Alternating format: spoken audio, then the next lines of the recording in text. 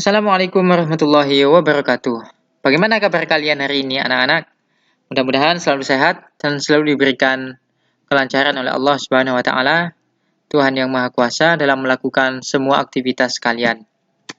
Tetap patuhi protokol kesehatan, pakai masker, jaga jarak, mencuci tangan dengan menggunakan sabun, dan hindari mobilitas yang terlalu tinggi.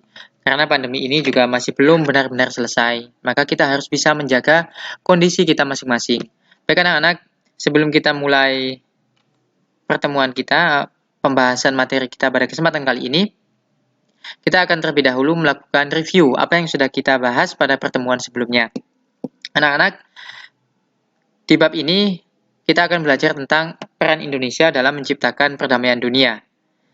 Kemarin kita sudah membahas bahwa untuk ikut melaksanakan ketertiban dunia, untuk ikut bersama-sama menciptakan ketertiban dunia, maka Indonesia melakukan hubungan internasional.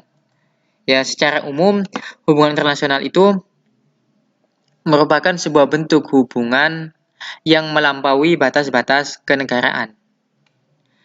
Para ahli kemudian membaginya menjadi 3, yaitu politik luar negeri, hubungan luar negeri, dan politik internasional. Lalu kenapa bangsa Indonesia harus melakukan hubungan internasional? Secara umum, ada 2 faktor yang menyebabkan kita harus melakukan hubungan internasional dengan negara lain. Yang pertama adalah faktor internal, yaitu adanya kekhawatiran terancamnya kelangsungan hidup, baik melalui kudeta maupun intervensi dari negara lain. Yang kedua, ada faktor eksternal, yaitu hukum alam bahwa memang tidak ada satupun negara di dunia ini yang bisa hidup tanpa bantuan dari negara lain.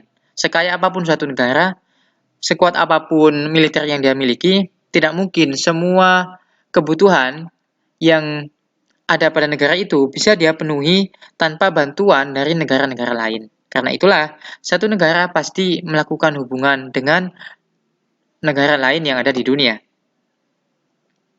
Kemudian, dalam melakukan hubungan internasional itu ada 2 lingkupnya, yaitu bidang publik dan bidang privat. Bidang publik ini mencakup politik, kemudian organisasi, termasuk pertahanan keamanan dan juga kejahatan internasional. Sementara bidang privat meliputi ekonomi dan moneter internasional, ilmu pengetahuan, dan kepariwisataan. Bangsa Indonesia sendiri memiliki satu politik luar negeri yang disebut dengan politik luar negeri bebas aktif. Bebas artinya ketika kita melakukan hubungan internasional, kita bebas melakukan hubungan dengan negara manapun yang ada di dunia. Tidak ada satupun negara di dunia ini yang bisa memaksa Indonesia untuk melakukan atau tidak melakukan hubungan dengan negara atau organisasi internasional tertentu. Aktif artinya Indonesia ikut aktif dalam menciptakan perdamaian dunia. Salah satu bentuk peran serta Indonesia dalam perdamaian dunia adalah mengirimkan pasukan perdamaian ke negara-negara yang dilanda konflik. Oke, itu pembahasan kita pada pertemuan sebelumnya. Pada kesempatan kali ini, anak-anak, poin yang B, kita akan membahas tentang bagaimana peran Indonesia dalam menciptakan perdamaian dunia melalui organisasi internasional. Apa sih yang dimaksud dengan organisasi internasional itu? Secara umum, organisasi internasional dapat diartikan sebagai organisasi yang berkedudukan sebagai subjek hukum internasional dan memiliki kapasitas untuk membuat perjanjian internasional. Nah, si organisasi internasional ini, dia juga punya hak dan kewajiban yang ditetapkan dalam konvensi-konvensi internasional. Siapa yang jadi anggotanya? Yang jadi anggota organisasi internasional pada umumnya ya, sebagian besar seperti itu adalah negara-negara yang ada di dunia. Namun, harus digarisbawahi, tidak menutup kemungkinan organisasi internasional terdiri dari berbagai badan hukum atau badan usaha, tergantung dari bagaimana sifat organisasi tersebut.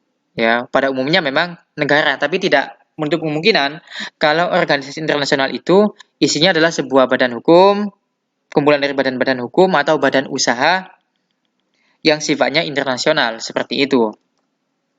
Nah, kita akan membahas bagaimana peran Indonesia di 3 organisasi internasional anak-anak. Yang pertama, peran Indonesia dalam Perserikatan Bangsa-Bangsa atau PBB, lalu peran Indonesia dalam Gerakan Non-Blok, ASEAN dulu ya, peran Indonesia dalam ASEAN, dan yang terakhir adalah peran Indonesia dalam Gerakan Non-Blok atau GNB. Oke, Indonesia secara resmi menjadi anggota PBB ke-60 pada tanggal 28 September 1950 dengan suara bulat dari para negara anggota. Jadi Indonesia ini masuk sebagai anggota PBB ke-60 di tahun 1950. Sejak tahun itu pula PBB secara konsisten ya mendukung Indonesia untuk menjadi negara yang merdeka, berdaulat dan mandiri. Memang pada waktu itu Indonesia kan belum sepenuhnya diakui sebagai oleh dunia internasional, masih ada negara yang belum mengakui Indonesia sebagai negara yang merdeka dan berdaulat. Itu terbukti ketika Indonesia memproklamasikan kemerdekaannya pada tanggal 17 Agustus 45, tidak lama setelah itu berdatangan ada tentara sekutu, tentara Inggris, lalu ada Belanda yang kembali berusaha untuk merebut kemerdekaan yang sudah diproklamasikan oleh Soekarno dan Hatta. Untuk mempertahankan kemerdekaan, bangsa Indonesia tidak hanya menempuh jalur bersenjata, tetapi selain melawan secara fisik seperti pertempuran 10 November, ada Bandung Lautan Api, lalu begitu juga dengan serangan umum 1 Maret, itu semua merupakan bentuk usaha yang dilakukan oleh bangsa Indonesia untuk mempertahankan kemerdekaannya. Akan tetapi, selain melakukan perjuangan bersenjata, perlawanan secara fisik untuk mempertahankan kemerdekaannya, bangsa Indonesia juga berjuang melalui jalur politik, salah satunya melalui Perserikatan Bangsa-Bangsa. Indonesia berusaha untuk mencari dukungan, berusaha untuk mencari support dari negara-negara lain dunia supaya mengakui kemerdekaan dan kedaulatan Negara Kesatuan Republik Indonesia. Sebagai negara anggota PBB, Indonesia juga terdaftar dalam beberapa lembaga di bawah naungan PBB. Misalnya ada ECOSOC yang membidangi ekonomi dan sosial, lalu ada ILO, Organisasi Buruh Internasional, maupun FAO, Organisasi Pangan dan Pertanian. Indonesia juga terlibat langsung dalam pasukan perdamaian PBB. Indonesia mengirimkan pasukan militernya untuk menjadi pasukan perdamaian ke beberapa negara konflik seperti Kongo, Zimbabwe, dan sebagainya. Indonesia merupakan salah satu anggota pertama Dewan Hak Asasi Manusia dari 47 negara anggota PBB yang dipilih pada tahun 2006.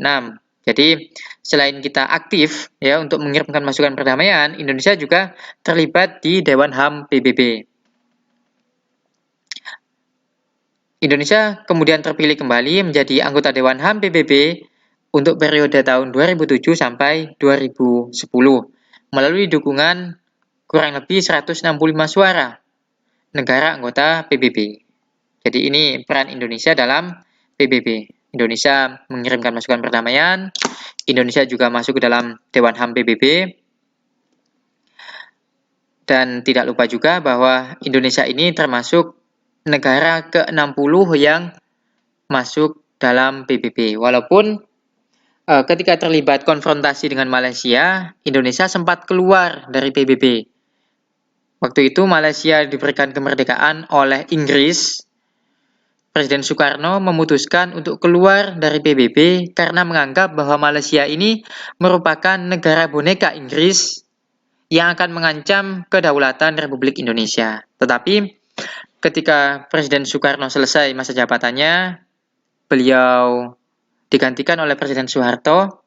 Presiden Soeharto kemudian memutuskan bahwa Indonesia kembali menjadi anggota PBB Dan sebagai catatan, Indonesia tetap menjadi anggota PBB yang ke-60.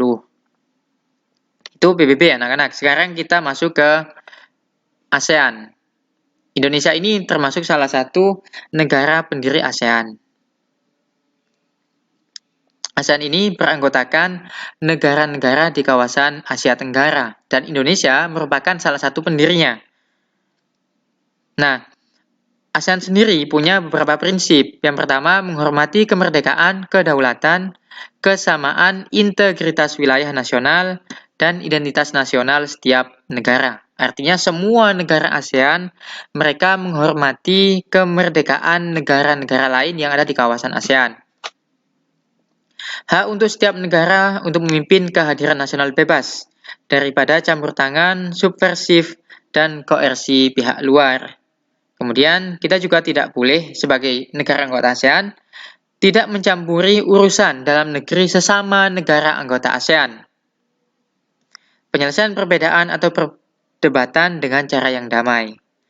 Menolak penggunaan kekuatan yang mematikan. Nah, ini prinsip utama ASEAN. Jadi, negara-negara ASEAN ini mereka diharapkan bisa saling menghormati. Kalaupun ada permasalahan di antara sama negara anggota ASEAN, perbedaan yang ada itu harus diselesaikan dengan cara-cara damai.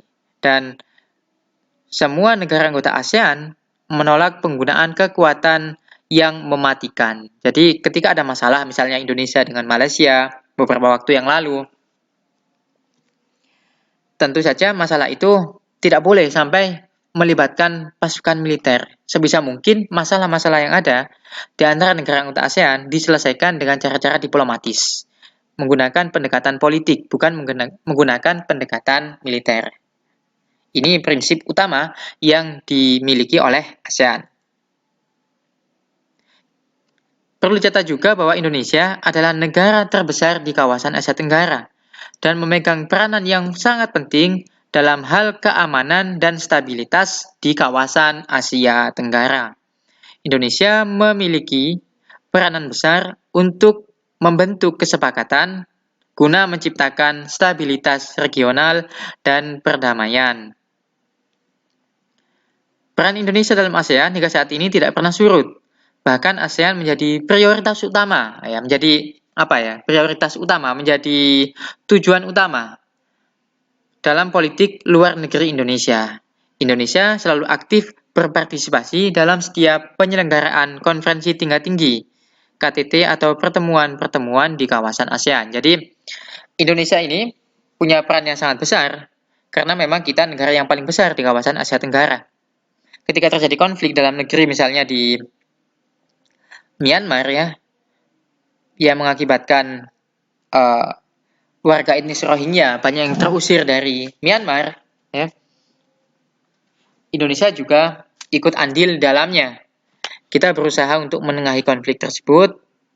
Kita berusaha untuk memberikan saran, mewadahi pertemuan supaya konflik-konflik yang ada itu bisa diselesaikan dengan cara yang damai. Termasuk dalam masalah Rohingya, pemerintah Republik Indonesia juga tidak segan-segan menampung para pengungsi Rohingya yang masuk ke wilayah Negara Kesatuan Republik Indonesia. Jadi bisa kalian searching di internet nanti masalah etnis Rohingya. Mereka ini tinggal di Myanmar, akan tapi mendapatkan kekerasan militer yang sangat luar biasa dari pemerintah Myanmar. Sehingga banyak di antara mereka yang kemudian melarikan diri dari Myanmar. Sampai saat ini kasus Rohingya belum juga selesai. Dan Indonesia sebagai negara terbesar di kawasan Asia Tenggara punya tanggung jawab untuk ikut menyelesaikan konflik itu dengan damai. Apalagi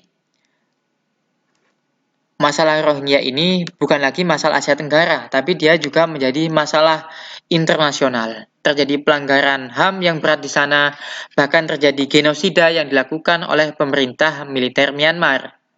Dalam hal ini tentu saja Indonesia bisa memberikan sanksi sebenarnya melalui ASEAN atau melalui forum PBB, Indonesia bisa mengusulkan sanksi kepada pemerintah Myanmar yang dianggap bertanggung jawab terhadap pelanggaran HAM yang terjadi di negaranya. Tentu kita membutuhkan pemerintah yang punya ketegasan politik dalam hal ini. Sebab ketika langkah-langkah diplomatis, langkah-langkah damai sudah ditempuh tetapi tidak membuahkan jalan, mungkin dengan memberikan hukuman, memberikan punishment kepada pemerintah Myanmar, setidaknya kekerasan dan pelanggaran HAM yang terjadi di sana kepada etnis Rohingya bisa dihentikan sama sekali. Sebab harus diingat bahwa kita ini adalah negara yang berusaha ya untuk menciptakan perdamaian. Kita menentang segala macam bentuk penjajahan dan penindasan yang dilakukan oleh satu bangsa kepada bangsa yang lain. Apalagi ketika hal itu terjadi kepada warga negara yang yang mereka tidak memiliki kemampuan untuk melawan, seperti itu. Siapapun suku bangsanya, apapun etnisnya, ketika mereka membutuhkan bantuan, apalagi ada di kawasan Asia Tenggara yang merupakan tanggung jawab dari Indonesia sebagai salah satu anggotanya, tentu pelanggaran HAM, apalagi kejahatan HAM berat, kejahatan genosida tidak boleh dibiarkan. Seperti itu. Kemudian yang terakhir adalah peran serta Indonesia dalam gerakan non-blok.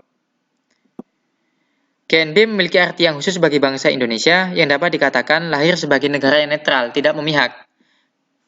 GNB ini memang lahir ya sebagai sebuah jawaban dari politik dunia pada masa itu, di mana politik dunia pada waktu itu terdiri dari dua blok, blok barat, blok negara kapitalis yang diketuai oleh Amerika, dan blok timur, yaitu blok negara-negara komunis yang diketuai oleh Uni Soviet. Persaingan kedua blok ini membuat negara-negara di dunia sebagian memihak kepada Amerika, kepada blok barat, sebagian memihak kepada Uni Soviet, blok timur. Tapi Indonesia dan beberapa negara lainnya memutuskan untuk membentuk gerakan non-blok, di mana Indonesia tidak memihak kepada blok negara kapitalis, Indonesia juga tidak memihak kepada negara-negara komunis. Indonesia tetap dengan jati dirinya menjalankan politik luar negeri bebas dan aktif.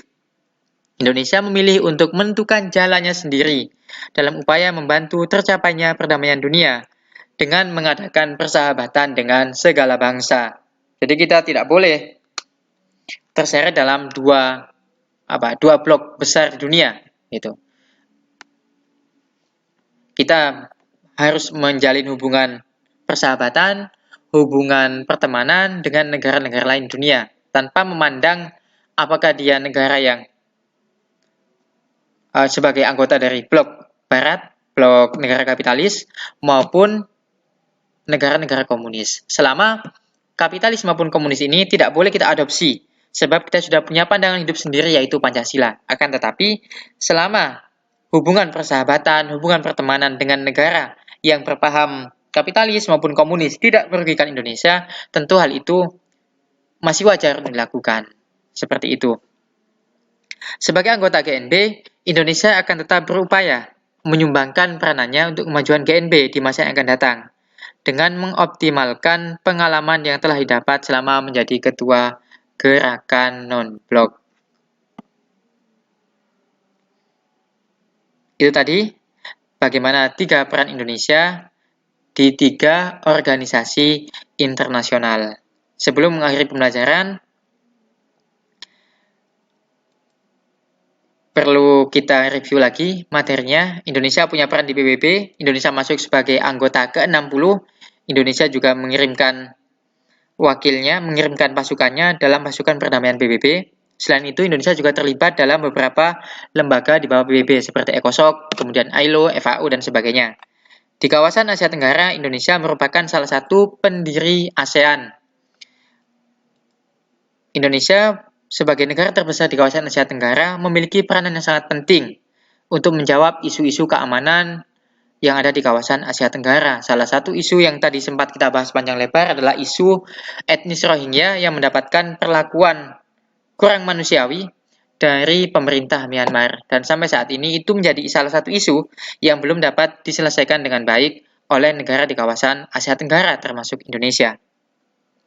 Selain itu, Indonesia juga seringkali menjadi tuan rumah dalam penyelenggaraan konferensi tingkat tinggi dan pertemuan negara-negara ASEAN. Lalu yang ketiga, Indonesia juga punya peran dalam gerakan non-blok. Gerakan non-blok ini lahir dari kondisi politik dunia pada waktu itu yang terdiri dari dua blok, blok barat dan blok timur, blok negara kapitalis dan blok negara komunis. Indonesia tidak terlibat dalam blok barat yang kapitalis maupun blok timur yang komunis. Indonesia kemudian bersama dengan negara yang lain membidani sebuah organisasi baru yang disebut dengan Gerakan Non-Blok atau GNB. Hal itu sudah sesuai dengan politik luar negeri bebas aktif Indonesia, di mana Indonesia memilih untuk bisa bersahabat, bisa berteman, bisa melakukan hubungan yang baik dengan segala bangsa dan negara yang ada di dunia, terlepas dari ideologi yang mereka pakai. Begitu anak-anak. Terima kasih atas perhatiannya. Kurang lebihnya saya mohon maaf. Jika ada pertanyaan, silahkan komen di bawah video ini. Sampai jumpa pada kesempatan selanjutnya. Wassalamualaikum warahmatullahi wabarakatuh.